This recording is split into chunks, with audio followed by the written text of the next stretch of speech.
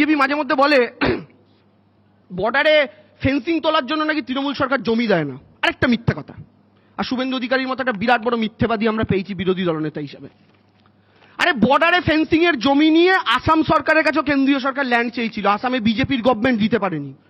চিঠি লিখে কি বলেছে জানেন সেন্ট্রাল গভর্নমেন্টকে? বলেছে ল্যান্ড দেওয়ার জন্য আপনারা যে বর্ডারটা টেনেছেন, যে বাউন্ডারি ড্র করেছেন, সেই অনুযায়ী যদি ফেন্সিং করতে হয় তাহলে আসামের প্রচুর গ্রাম বাংলাদেশে চলে যাবে পার্মানেন্টলি। সেটা সলিউশন করুন, বর্ডারের লাইনটা চেঞ্জ করুন, তাহলে আমরা জমি দিতে পারবো। আসামের বিজেপি গভর্নমেন্ট সেন্ট্রাল গভর্নমেন্টকে বলেছে। কেসটা পশ্চিমবঙ্গেও তাই। এমন ম্যাপিং এ ওরা বর্ডার করতে চাইছে যেই ম্যাপিং এ করলে বাংলার বহু জমি বাংলাদেশে চলে যাবে। বিজেপি বলে মমতা ব্যানার্জি পশ্চিমবঙ্গকে বাংলাদেশ বানাতে চাইছে। না দাদা, নরেন্দ্র মোদী পশ্চিমবঙ্গের মাটি বাংলাদেশে তুলে দিতে চাইছে, সেই কারণে ওইভাবে বর্ডার করতে চাইছে। আমরা বলেছি বর্ডার ডিসপিউটটাকে সলিউশন করুন, তারপরে জমি দিতে আমাদের কোনো অসুবিধা নেই। আসামের হেমন্ত বিশ্ব শর্মা গভর্নমেন্ট যা বলেছে আমরাও তাই বলেছি, কিন্তু বিজেপি ওটা বলছেন এটা বলছে, এই আরেকটা মিথ্যাচার।